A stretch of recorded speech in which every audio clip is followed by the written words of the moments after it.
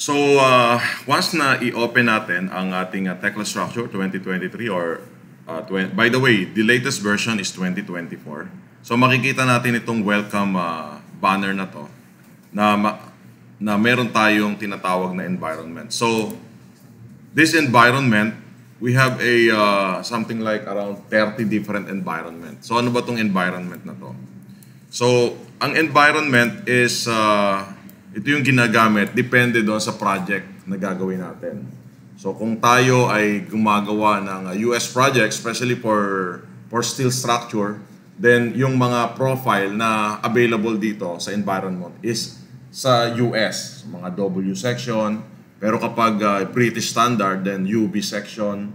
Kapag European standard, yung mga HEA section. Pero in Southeast Asia, so i-select natin yung Southeast Asia. Mostly, Southeast Asia, we customize this one according to our needs dito sa Southeast Asia region. So, isa na yan is dito sa Pilipinas, usually ang mga project natin hindi naman sa isang standard lang. So, may mga combination tayo na project from different country. So, as well as Singapore, Malaysia, and so on. Okay, so all we have to do is click OK. So once na may OK natin yan, lalabas na yung application ng Tekla Structure, and then you will find here on the left side yung recent. So ito yung mga current project na ginagawa natin. So naka-list down siya. And then all models, kung gusto mong mag-search ng model, because by default, ang Tekla Structure models will be placed under C drive, and then you will find here Tekla Structure model. So by default, dito naka-save yung ating Tekla Structure. Okay? Pero you can also save that one in your network. Kung meron tayong local area network, pwede nating i-save sa LAN natin yung ating model. Okay? But by default, it will be saved in Tekla Structure models. So, yan naman ang gagawin natin. So, in your Tekla Structure models, dyan tayo magsasave ng model later. But, let me explain the next one, which is shared model. So, basically, sa Tekla Structure, once meron kang license ng Tekla Structure, meron tayong tinatawag na model sharing. So, ano yung model sharing? Kung tayo, mayroong office tayo sa ibang parte ng Pilipinas, halimbawa Manila, then Pampanga, Cavite, o Bulacan, or kung saan man, wala kayo sa isang office, pero you want to work together, pwede nating ilagay yung ating model sa shared model. So, ibig sabihin, yung model natin will be placed in the cloud. Okay? So, all you need is to have a internet connection. So, kung ano yung ginawa ni user 1, user 2, it will be placed in the cloud. So at the end of the day, meron kang buong model. So that's the model sharing na available sa Tekla license. Before, hindi pa siya kasama sa package ng Tekla. Pero recently, I think a year ago or this year, once na meron kang license, kasama na siya doon sa package na meron kang model sharing. So pwede mo ilagay yung model sa cloud, and then you can work together. Even kahit nasa ibang bansa, yung office nyo. So, pwede kayong mag-work together. Now, meron din tayong tinatawag na, so, pag nag-select ka ng new, meron din tayong tinatawag na single user and multi-user. Multi-user is similar to what I've said. Pero multi-user is more on the local area network. Halimbawa, itong room na to, lahat tayo mag-work sa isang model. Let's say, for example, in a building, meron 10-story building. We can segregate the work from to each one of us. First floor, second floor, third floor, fourth floor, and so on. So at the end of the day, meron tayong isang file ng model, yung 10-story building, na isang file lang. Pero 10 of us works together. So yun naman is in a multi-user. So it's the same idea doon sa ating model sharing. Ang model sharing lang is it's hindi ka sa isang LAN. So ito will be in the different place. Kasi syempre, sa cloud na siya. So itong single multi-user will be in the same room or same office or same network. Okay, and then you will notice that there is a single user. Ito yung gagamitin natin ngayon. Single user is we're on our own. So, ibig sabihin, sarili-sarili lang natin yung model. Ayun, you may ask, is it possible na, halimbawa, sarili-sarili natin yung model? Gumawa tayo ng 3-story building. Pero yung model ko is per story and then yung isa is second story. Pwede ba natin i-combine later yon? That's possible as long as you model that one in the proper place. Okay? Proper place meaning, kahit halimbawa, kung ako gumagawa ng first floor, dapat yung level ko is up to the first floor. Kung yung isa ay gumagawa ng second floor, dapat yung level niya is the second floor. So, at the end of the day, kung gusto natin i-combine yon, hindi siya magko-collide. Wala siyang collision. O walang clash. Kasi, nag-work siya doon sa level niya. Kasi kung pwede kang mag-work ng halimbawa, sa mano-mano, di ba? Nag-drawing ka.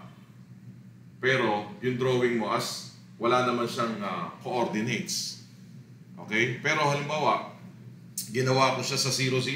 Pero, kinol ko siya na second floor beam. Pag kinombine ko siya, sabit siya. So, make it sure na you work on the correct coordinates or level para kung magkaroon ka man ng combination later on, then okay pa rin. Pero syempre, the best option pa rin is to do the multi-user. Kasi sa multi-user, makikita mo yung makikita mo yung work ng isa. Unlike kung single user, you're on your own. So usually, single user, ginagamit yan kapag yung mga maliliit lang na structure na kaya namang tapusin ng isang tao. Okay, so kung nandito na tayo sa new, pakilagay lang dito ng, let's say you put bridge workshop and then put underscore your name para at least alam nyo na iyan yung model nyo. So usually, in a real world, nilalagay natin dyan yung project name or project number. So this time, lagay natin is bridge workshop and then your name.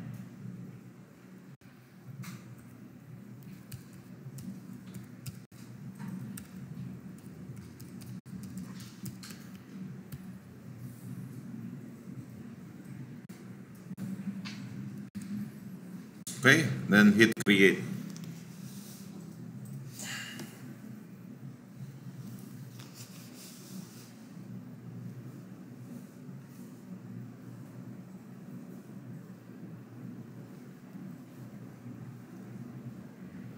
So may I ask, sa project nyo ba, yung ating bang mga bridge deck is a CIP or cast in place or segmented bridge? Segmented. So means precast. So meron pang case dito na gumagawa ng CIS or CIP? Meron din. So depende sa project. Okay, just simply cancel this one. Cancel and then expand. So ito na yung ating view or yung grid line. Okay.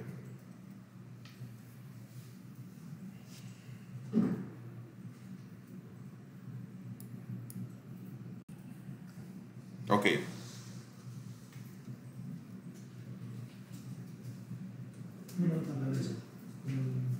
Bounding box. Itong bounding box. Yan. Ito lang. Hindi. Okay. So, at the moment, makikita nyo may bounding. Anyway, just keep it there kasi gagamitin natin later yan. Papakita ko. Sa akin kasi wala palang bounding box. Pero kung gusto mong tanggalin siya ng, what do you call that, temporarily, i-press mo yung Control Shift and then right-click. Select, right-click, Control Shift, and then redraw. Doon sa mga bago sa Tekla structure, okay? For our viewing purposes, so i-discuss ko muna sa inyo yung simple navigation. Of course, in any 3D, kung gusto mong i-zoom in, zoom out, yung middle bottom of your mouse, i-roll mo lang siya. Roll. Roll. So zoom in, zoom out. Okay? Roll. And then, kung gusto mo siyang ipanning, pan. I-move mo siya. I-click nyo yung middle button ng mouse. Click hold. And then move. Okay? So, wag niyong bitawan. Pag ipinrest nyo, wag niyong bitawan. And then move. So, yan yung panning. Ngayon, kung gusto nyo namang i-rotate, i-click hold nyo uli yung middle ng mouse. And then press nyo yung control key. While pressing the control key, wag nyo rin bibitawan yung control key. And then yung middle button of your mouse. And then i-move nyo. Then that's the rotation. Okay? So, in Tekla structure, merong different way pero same functionality. Halimbawa, yung binanggit ko sa inyo, control, middle button of mouse, and then rotate. This one is similar kung mag-press tayo ng control R. Okay, look ha. I'm going to press control R. Ngayon, mapapansin nyo, doon sa dulong baba, sa kaliwa, nakalagay doon, pick the origin for new rotation. Again, once na meron tayong command sa Tekla structure, always look doon sa left or sa kaliwang ibaba na corner. Makikita nyo kasi dyan kung ano yung susundin yung action. So nakalagay na. Yeah. Rotation axis. Yes, rotation axis. So ibig sabihin, makikita nyo yung cursor ko, ilalagay ko rito sa C4. Ito yung rotation axis natin, yung magenta color. Pag i-click ko rito sa C4, look what will happen.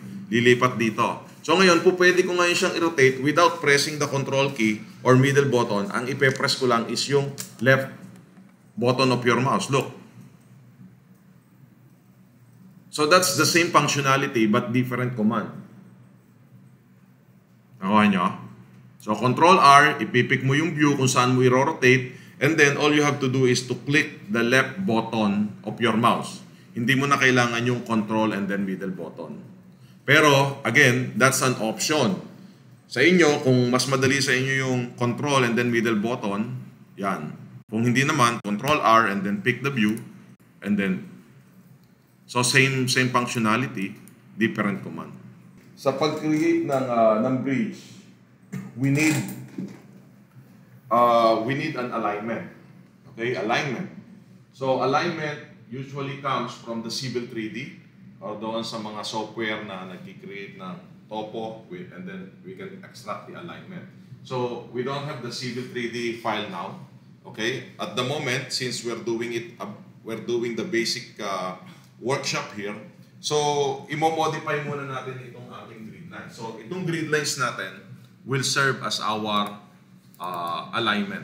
Okay? When you double-click the grid line, lalabas sa right-hand side yung properties ng grid line. So, mapapansin nyo, yung properties ng grid line, meron tayong coordinates X, Y, and Z. Okay? X, Y, and Z.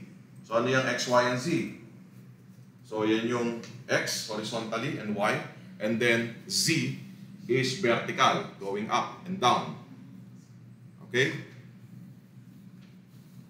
So, itong X, Y, and Z coordinates natin. By the way, yung ating 0, 0, 0 here, this one is our origin. Yung 0, 0, 0 natin, familiar tayo sa AutoCAD, di ba? Yung 0, 0, 0 nito is exactly the same as 0, 0, 0 ng AutoCAD. Kung may drawing ka sa AutoCAD na nakalagay sa 0, 0, 0, and then you insert inside the Tekla structure, it will be placed exactly on the same coordinates. So, parehong-pareho ang AutoCAD at Tekla structure ng 0, 0 coordinates. Okay? Nakalagay, ito kasing view natin is naka 3D view. Kung gusto natin gawing plain view, just press Control P.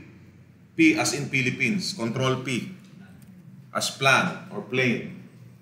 Okay? And then, press muli yung Control P, babalik siya. Switch lang yan. Yan yung switch on and off ng 3D at saka plane. Control P. Okay. So, kung mapapansin nyo dito, ito yung X, ito yung Y. So, you can always refer to the X and Y here, ha? Dito sa right bottom corner, ito yung coordinates natin para wag tayong malito kung ano ba yung plane natin, kung naka-X or Y. Okay? So, X and Y. So, A, B, C, this is X. So, kung mapapansin nyo, X and Y Okay? X and Y is a relative value. Ano yung relative value? Parang nagda-dimension ka. Okay? So, X. So, ibig sabihin, this one is 3,000. 3,000. So, relative value. Parang ito yung dimension mo. 3,000. So, Y, ganoon din. Halimbawa, kung ito is 4,000. 4,000. So, kapag pinil-in natin ang X, it's always start from 0. This one is 0. So, lagay natin 0, space. And then from 0 to point A is 3,000. Space. So, from point A to point B is another 3,000. Or, you can rewrite this one as 0, space, 2 times 3,000. Pareho lang yan.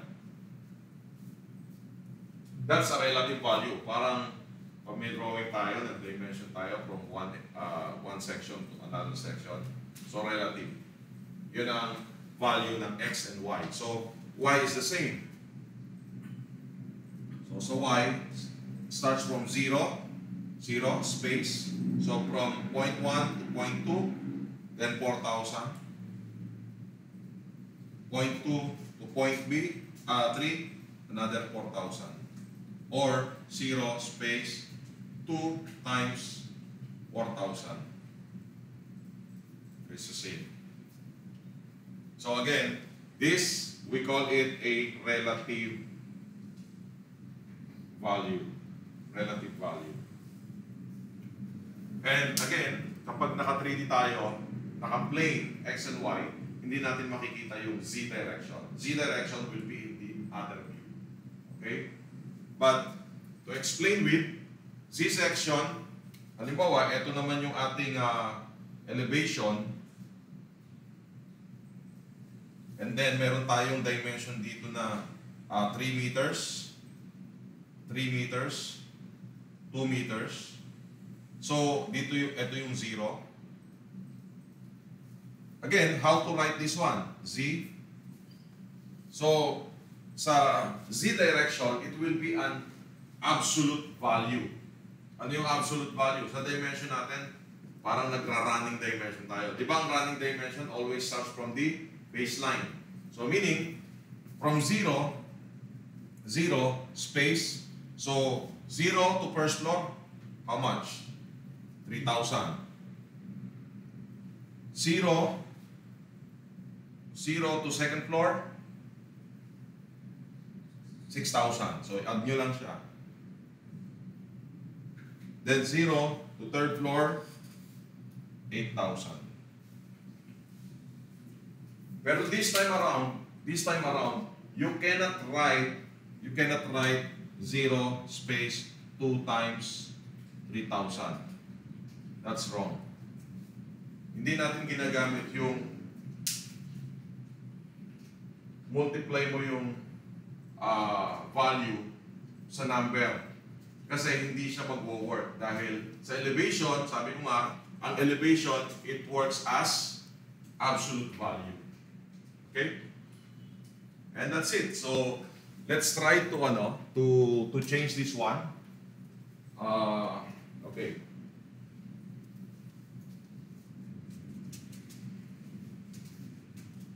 So, ilalagay ko rito yung value and then yun ang sundan natin. So, halimbawa, ang ating line is this.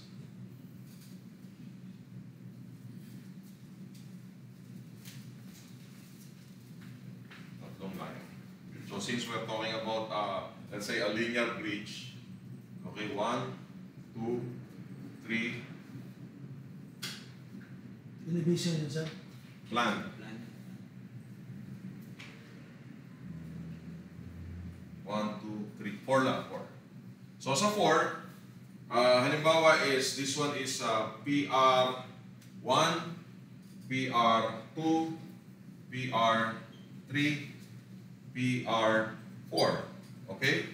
And then this one is 1, 2, 3. So ngayon, yung 1, 2, 3, which is the Y, lagay natin dito is 6 meters. 6 meters. And then this one is 25 meters. This one is 25 meters. 25 meters. Okay? So, yan yung plan. Sa Z direction naman natin, or yung sa... Sir?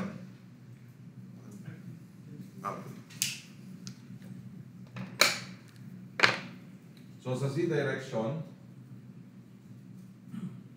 okay? So, halimbawa, this one is 10 meters, and then this one is, sabihin na natin 2.5 meters. Okay? 0, 0,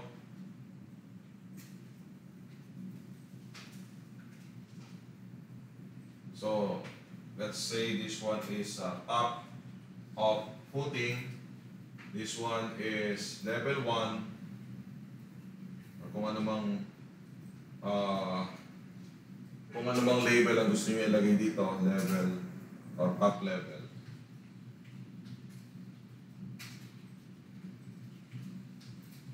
Okay, so kindly plot this one.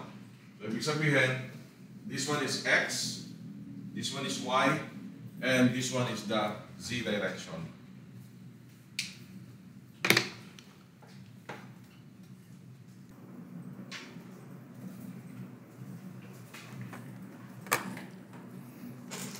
Okay, let me do that one in my computer. So to do that, again, X here will be 0 space. I can just simply type 3 times 25,000 and then enter, modify. See? Ito na yung ating X. Diba? And then sa Y, 0 space 2 times ilan? 6,000. Ayun. And sa Z direction, again, hindi natin pwedeng ilagay yung 2 times. Anyway, this one is 0, 10 meters, and then 2.5 meters. Enter. Hindi natin makikita siya. Later, ipapakita ko sa inyo kung paano natin makikita yung elevation as the Z direction. And then the X, it will be PR1, PR2, PR3, and then PR4. And Y will be 1, 2, 3. Tama? And then the Z direction, it will be top of footing, TOF. And then let's say level 1. Okay, by the way, kapag mayroong tayong space, that means separate. Pero halimbawa, itong level 1, mayroong space yan. Kapag ginawa ko yan, level, space 1, ang mangyayari, level, and then 1. So, enable for us to make it as one word, ilagay natin siya sa double quotation mark. Lagyan natin ng double quotation mark dito, double quotation mark. Okay? So, to write it, level, lagay muna natin siya sa loob ng double quotation mark and then level, space 1. And then, space ulit, double quotation mark, and then top level. Okay? And then enter. There you go. So, meron na tayong grid. Kung mapapansin nyo, sa side nyo, yes sir. Nawala yung yung trade.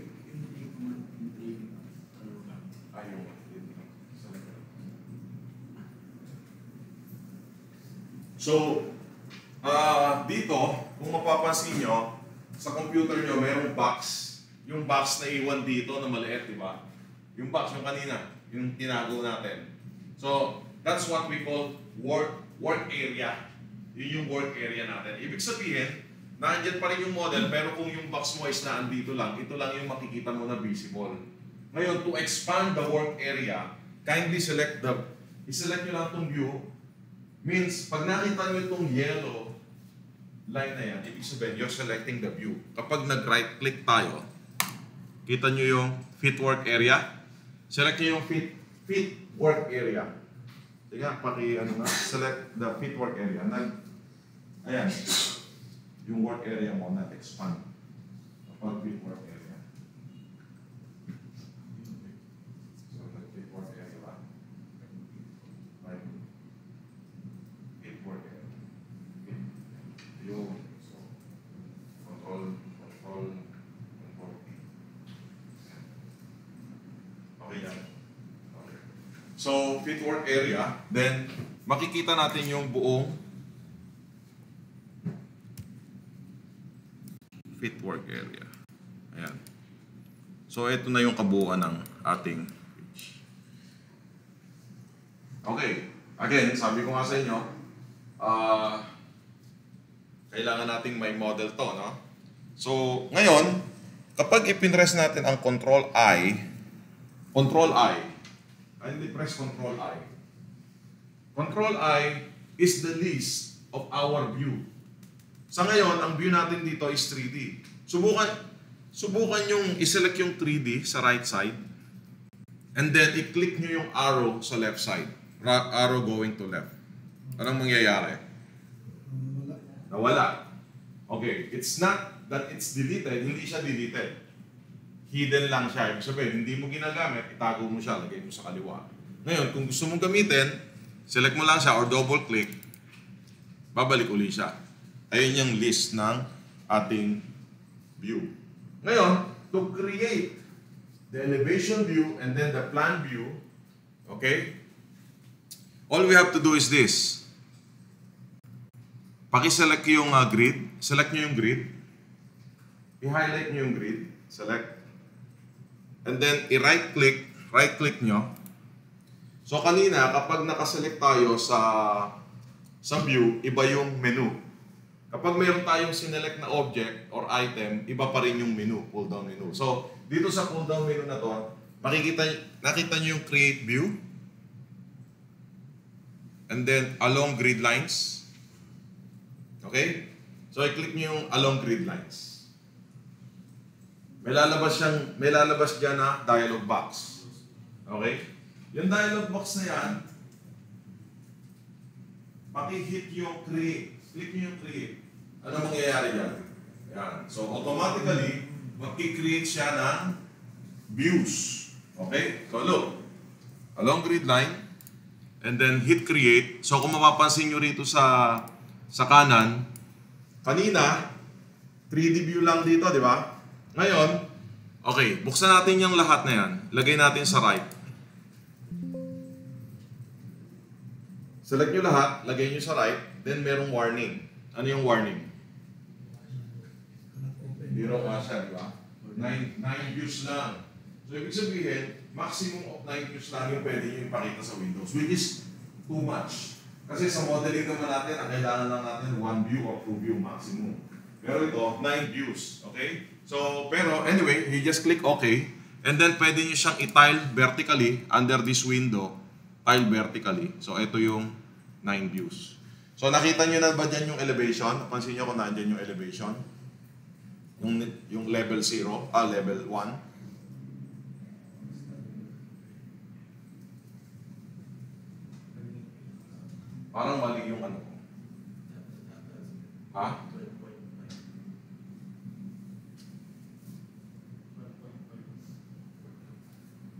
Mali yung nailagay ko, no?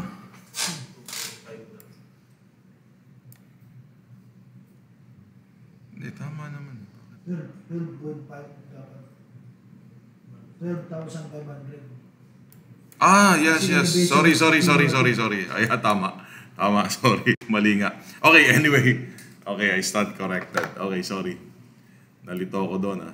Mali, sinabi ko, hindi ko sinunod. Okay, anyway. I-close ko lahat yung view. Okay. Ang gagawin ko ngayon is this. Punta ako sa 3D. Control I. 3D. Okay. So, select ko to. And then, maglalagay ako ng 1 dito is 12.5 and then modify, no? Ngayon, once na i-modify ko siya, sa halip na i-modify ko isa-isa to, i-delete ko lang siya. And then, create ulit ng bago. Create view. Okay? Create. So, ito tama na.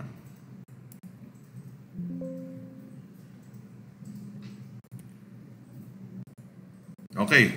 So, okay, tama na. Ayan. Alright? So, ganun.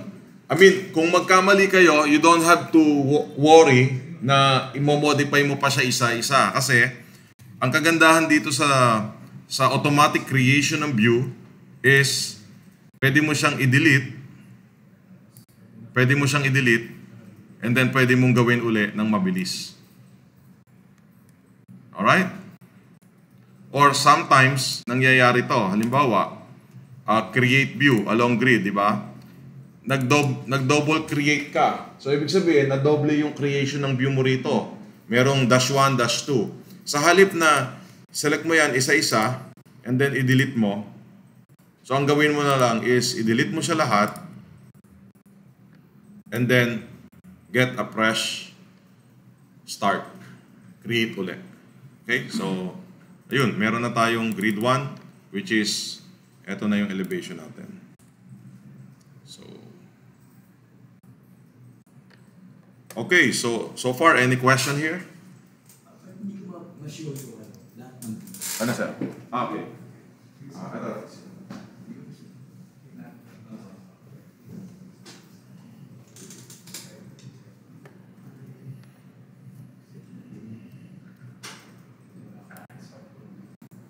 Okay, so for our foundation, again, meron tayong dalawang type ng foundation. Ano yon? Isa is using the, by the way, let me try to show you first this Tekla structure concrete elements. Una, itong column, introduce ko muna sa inyo yung mga element na gagamitin natin. So, yung column, ano ba yung column? So, the column, kung mapapansin nyo, meron tayong name. Lalagay natin dyan kung column or pier. And then, meron tayong tinatawag na profile. So, yung profile is parametric. Sa profile, pwede mong iselect yung database. Meron tayong mga different shape ng profile dito sa database. Okay? And then, meron din tayong material, class, and then yung top and bottom. So, ano yung top and bottom? This works from the global coordinates.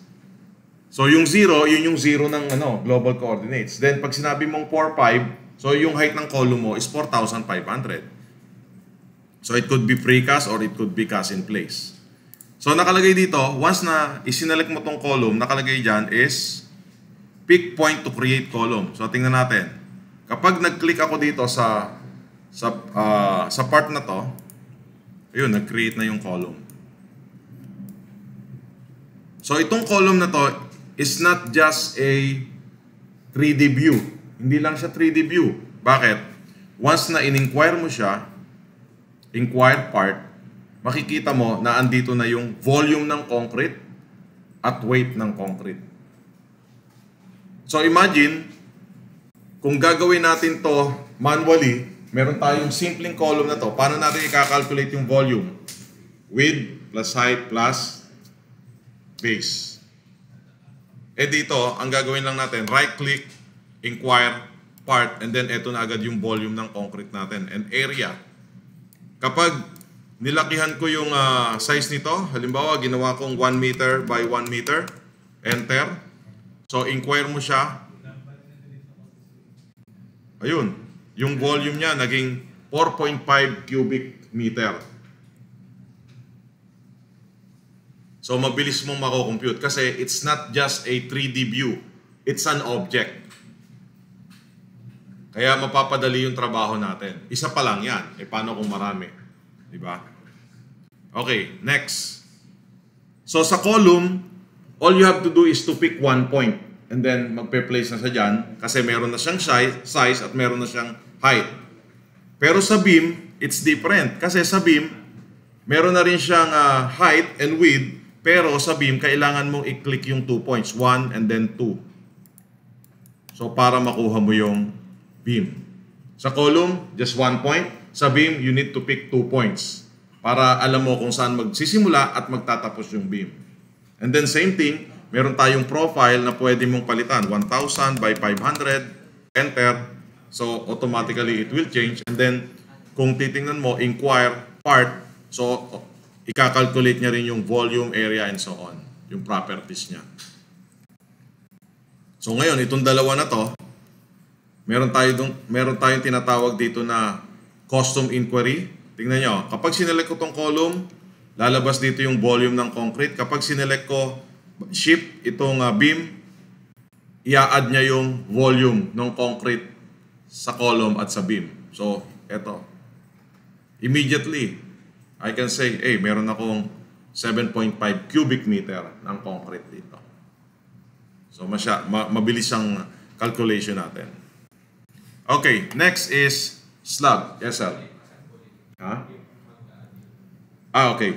On the right-hand side, sa right-hand side, makikita nyo rito sa meron ditong yung parang wheel and then may question mark. That's a custom inquiry. Ang gagawin lang natin is, look, standard, iselect mo lang siya. Pag select mo ng column, ayan na yung volume ng column. Kapag pinress mo yung shift key and then select mo yung beam, i-add up. I-add niya yung yung volume. This one is for the cost inquiry lang, quick inquiry. Pero syempre, kung gusto mo ng report, that's a different story. Okay, so ngayon, ang susunod natin, meron din tayong panel. So panel, yung panel pwedeng L-shape, 1, 2, 3, 4, and then middle button or something like this. That's the panel. And then meron din tayong tinatawag na slab. So yung slab, ito naman yung polygon. So kindly turn on the snapshot. So sa slab, pwede kang mag-create ng polygon shape. Slab. So again, tingnan nyo sa slab, polygon. So how much time pag ganitong shape ng slab? Paano mo i-calculate yung volume niya? So sa isa, di ba? Ito, one click lang. Ito na yung volume. Kasi nga, it's an object. Okay? Yung slab, and then ano pa? Itong footing, actually yung footing, halos pareho lang siya ng column kasi same same properties. Meron tinatawag na top and bottom, kaya lang, yung bottom niya negative para sa baba. Okay, again, remember, in Tekla structure, it's about positive and negative value. Positive going up and going right, negative going left and going down. So yun tatandaan nyo. Kapag naglagay kayo ng value, gusto nyo mag-move siya to left, then put negative. To right, positive. Up, positive. Bottom, negative. So i-click ko lang to. Ito yung ating foundation. So ang gagawin natin dito, pwede natin gamitin itong footing. So sa case natin, itong footing ang gagamitin natin. Okay? So halimbawa, select mo yung footing, you type here foundation. Foundation. And then yung profile, 4,000 by 12,000. Okay? 4,000 by 12,000. Palitan natin ng flash ng 1. And then, top is 0 and then negative 2,500, which is the height ng footing. Okay? Then, i-click natin to. Ayun.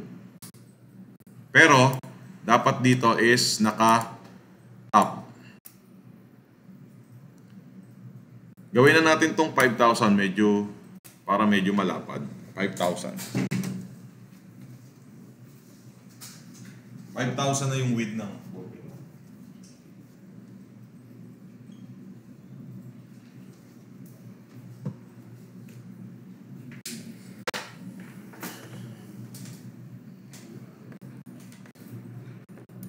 So meron tayong footing dito.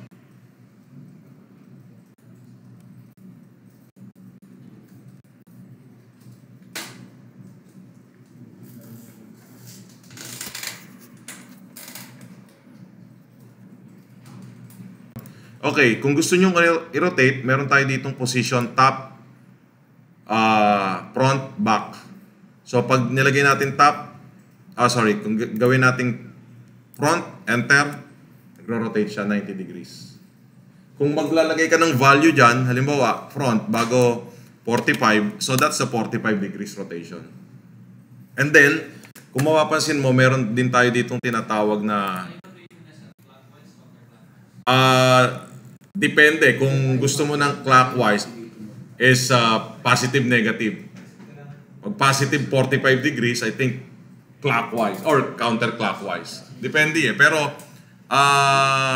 kasi dito kasi, hindi natin mapapansin kung counterclockwise or clockwise to dahil normal section. Pero later, pwede nating itry yung merong shape para makita natin yung rotation. Okay, let's try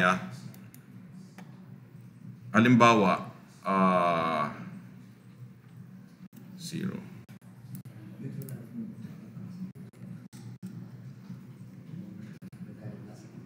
Okay, tap.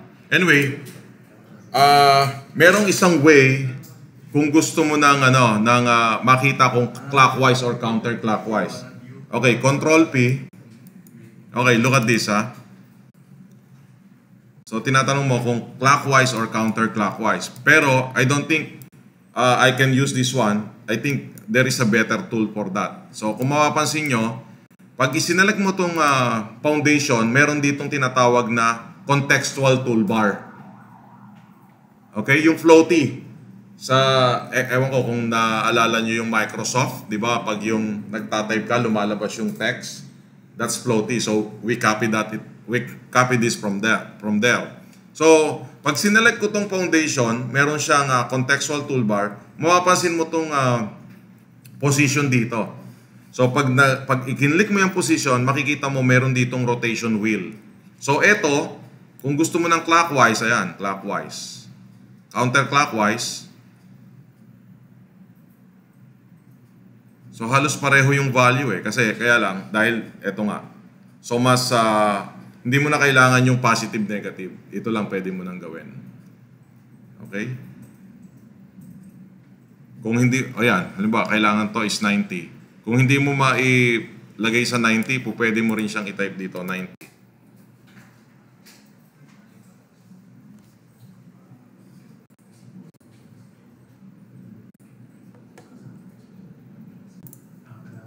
Kailangan yung i-redraw. Ulit Control E, Model View, and then hide work area dito. Control E. Gawin kasi by default naka-false yan. Gawin niyo siyang true. Ibig sabihin i-hide niya 'yon. Okay? Then i-redraw niyo lang. Okay, ang next natin is okay, by the way, this one naka-solid view siya. Pag pinress niyo yung Control 1, magiging wireframe. Control 2, solid, transparent view. Control 3, magiging white. Control 4, solid. Control 5 is something like a ghost image. Mag-highlight lang siya kapag sinelect mo. Yan yung Control 5. Pero usually, we can use the Control 2. Parang translucent siya. Okay, let's add the pile. Yung pile, pwede natin gamitin din yung footing. Okay? Pwede rin natin gamitin yung footing. This time around, you type here pile. And then, yung profile natin is D1000. Ibig sabihin ng D1000, ang diameter niya is 1000, round. Okay. Ngayon, eto ngayon, ang medyo dyan. Halimbawa, kung ang start ng ating file is nakalubog siya ng konti sa foundation. So, halimbawa, meron itong 100. Then this one is 0. 0. Okay? So, ang top natin dito sa ating file, ang top natin ay magiging anong value nito?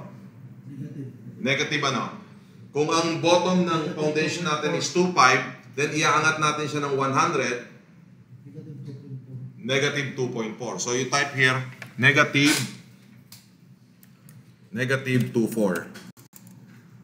And then, yung bottom, Negative ano? 12.4. 12.4 para 10 meters. Okay? So, look, tingnan natin ha.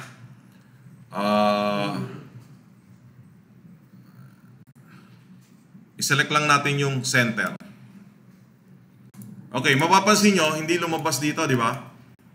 Nag-click na ako pero hindi lumabas. Bakit? Kasi, yung ating view depth, double-click yung view, lalabas tong view properties.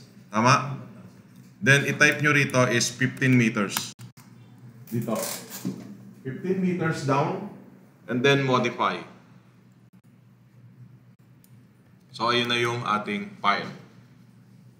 So, again, kapag hindi lumabas yung file sa view, ibig sabihin yung view depth mo is limited. So, kailangan nating i-stretch siya. Then, paano natin mapapalabas? Double-click nyo yung view. Double-click the view. Effect. Meron na tayo. Control 2. Makikita mo.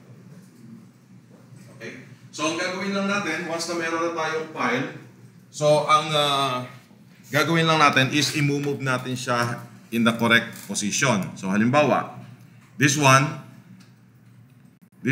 right-click, and then move.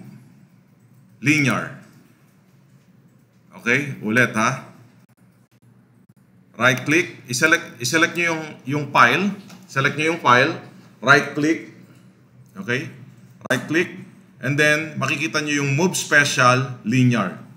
So, paki-select yung Move Special Linear.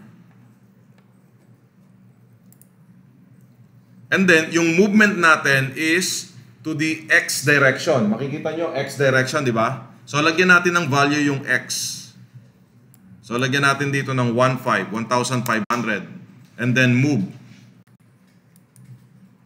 So, yun. Nag-move na siya sa X positive direction. Ngayon, i-select uli natin siya. Close natin yung move. I-select uli natin siya. And then, right-click uli. Then, copy special naman, linear. Copy special, linear. So, sa copy special, linear, sa X direction uli, i-copy natin, lagyan natin ng yung dx, distance x, lagyan natin ng negative 3,000. And then, number of copies, 1 copy. Ayun. So, meron na tayong dalawang file.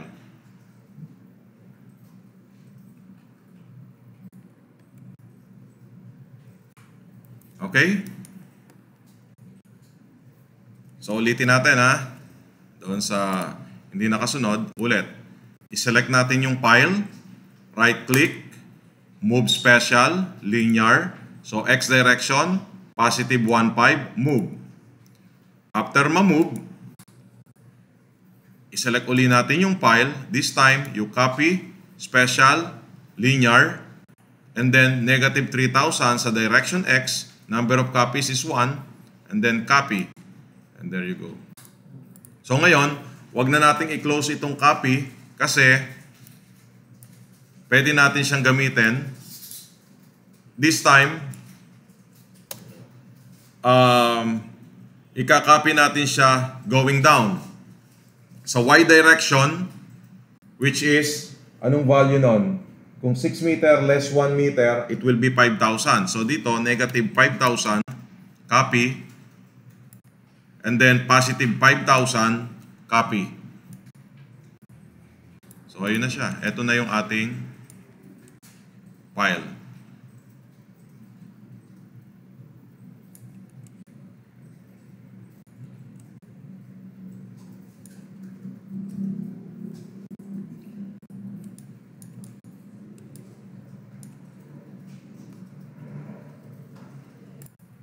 Okay, so we have now the foundation and the file.